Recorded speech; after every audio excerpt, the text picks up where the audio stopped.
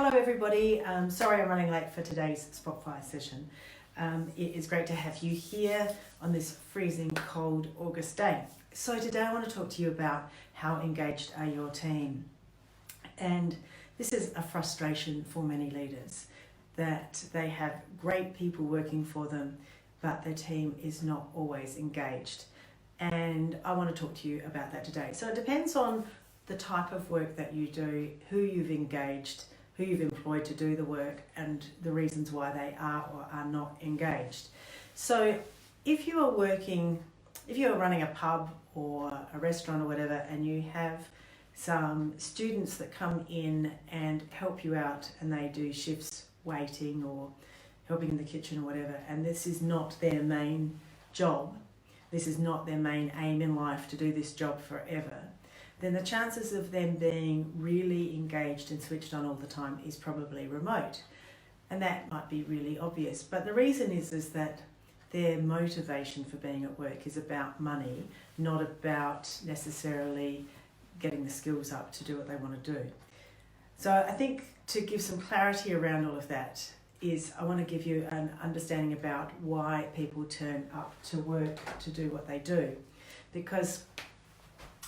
And I think this is really useful information for people. But the studies show that the number one reason why people go to work is to play. It's to use their skills.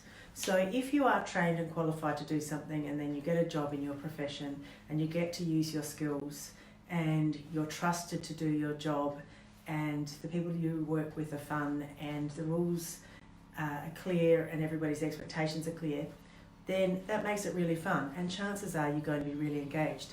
But if you are somebody who's doing a job where it's about money, you're not necessarily using your skills, or your skills are minimised because you can't get work in your field or whatever, or the work is boring and uninspiring, then it might be really difficult to have that sense of play at work.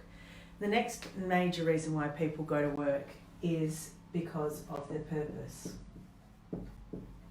So if you are working as a vet's nurse or an assistant, or even sweeping the hairdresser's place because you're doing an apprenticeship as a hairdresser, and you end up, you start the work sweeping, and then eventually you get to cut hair or dry hair and all of those things. If you get to practice where you're going, and there's some purpose and it aligns with what you want to do in the long run, then you're going to be far more engaged.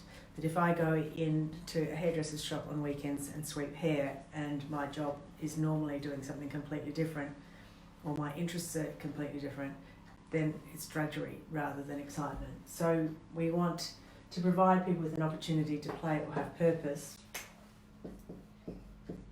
And the final one, these are the positive motivators for work, is potential.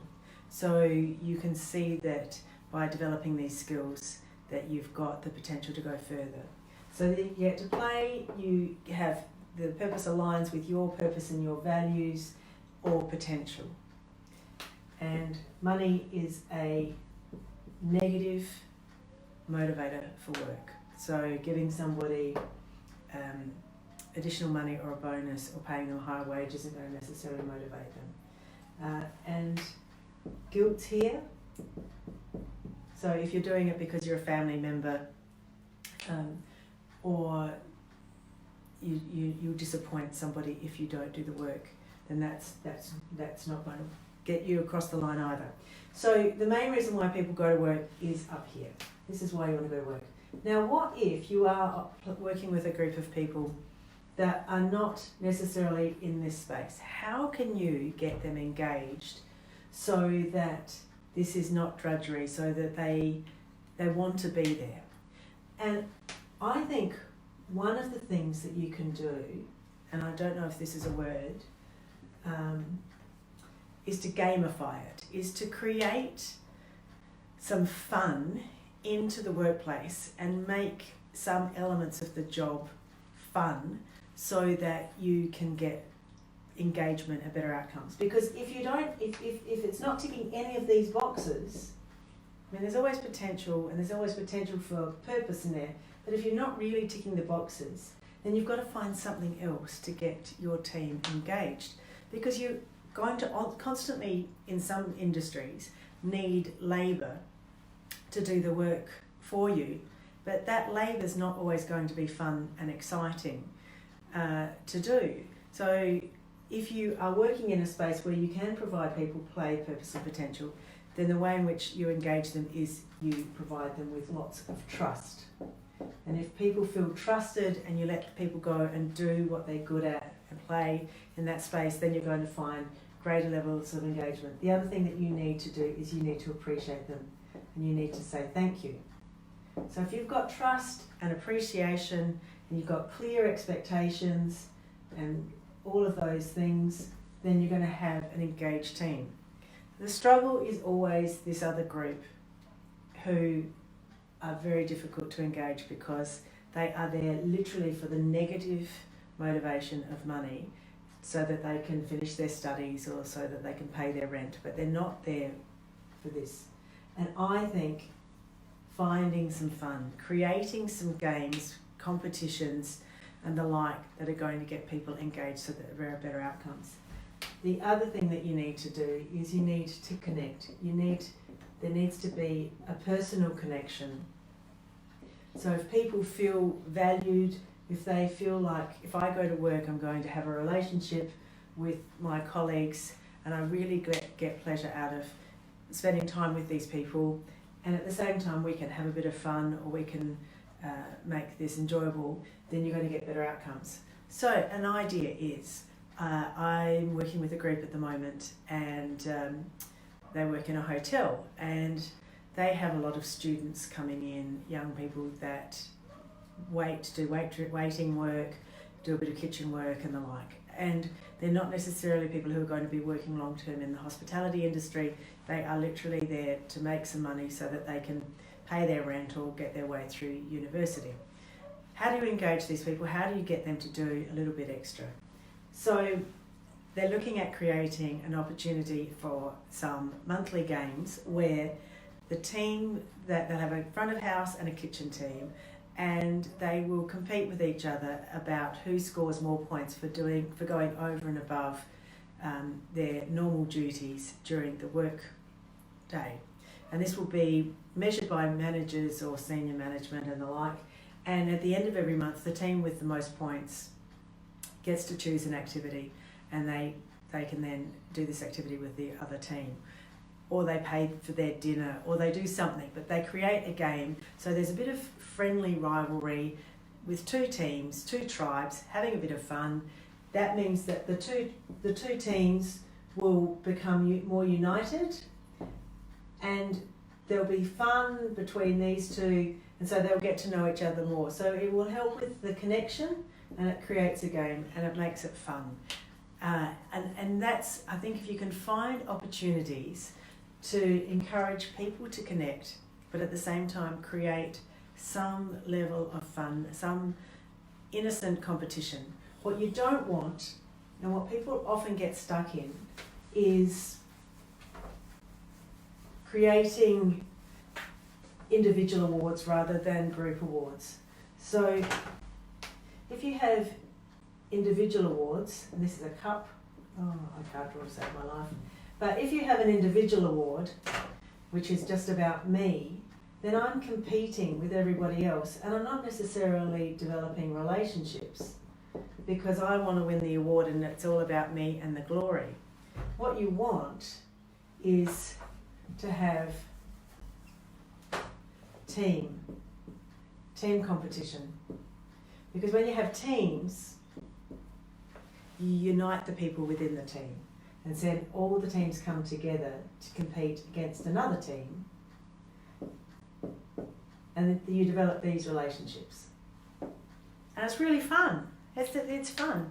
We love a bit of tribalism. We love sport in this country. We love team sport in this country. And the reason is we get tribalism. And you want healthy tribalism. You don't want unhealthy tribalism. But you do want team against team, fun team against team. And then that will build the business as a whole. So avoid individual awards and those type of things as much as possible, because ultimately that just means that I'm going to look after me and I'm not going to worry about you, then I'm not lifting everybody else up. So that's my advice. If you are dealing with a team that's not engaged, find a way to create some fun, some games, create connections. And if you have got a group of people that are working for you in your business, or you are the leader of a team, then you need to make sure that you let people play. Let them use their skills. Find out what their strengths are and let them just go using their strengths. Because if you trust somebody and you let them just do their job that they have been trained to do, they will love you for it and you will get back engagement in bucket loads. And the other thing you always need to do is say thank you. Appreciation goes so far. Thank you, thank you, thank you. I really appreciate that. That was a great job. I love watching it when you work because you do such a great job. You are so good in this area. It's such a joy to watch you do what you do. Find words to demonstrate how much you appreciate and value their contribution. I'll let you in on a secret. I've done some work over the years for a government contractor. I don't have any contact with the main organisers on much of a basis. They just send me work, I do it, I send it back. The only time I hear from the contractor is when I've made a mistake or they'd like me to do more work, but the rest of the time I don't hear from them. And because I don't have much of a connection with the contractor, it's really hard to get engaged because I don't necessarily feel valued. I don't feel like there's much reward in this. For me personally, there's a dollar attached to it, but that's a negative motivation. There's no real sense of play or potential or purpose, even though the work is aligned with what I do. But they lose me because they don't connect and they don't appreciate. Connection and appreciation are key. So, I hope that's of help to you. Now, exciting news. That's all on this subject today. But exciting news is my podcast, which is called, surprisingly, The Conflict Coach, is now available on all your favourite podcasting platforms. So it's on Spotify, it's on Google apps, and it's also on Apple Podcasts. So look out for my podcast. I'm about to release a course on how to deal with a conflict situation in your workplace. So it's deliberately designed for workplaces. So that's about to be released.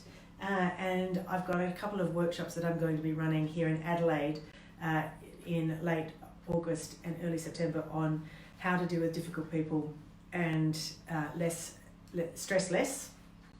I'm going to be rolling this out around the country later in the year.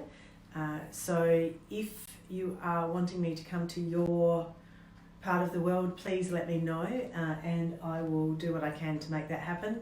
I'm going to be in Sydney for the next couple of days and then Melbourne again by Friday. Happy to travel. So if I can be of any help to you at any time, let me know. But listen to my podcast and rate and review it. Apparently that's the thing you have to say. Please rate and review my podcast. All right, have a great week, everybody. I look forward to helping you all or speaking to you or finding out more about your world soon. Okay, cheers. Bye.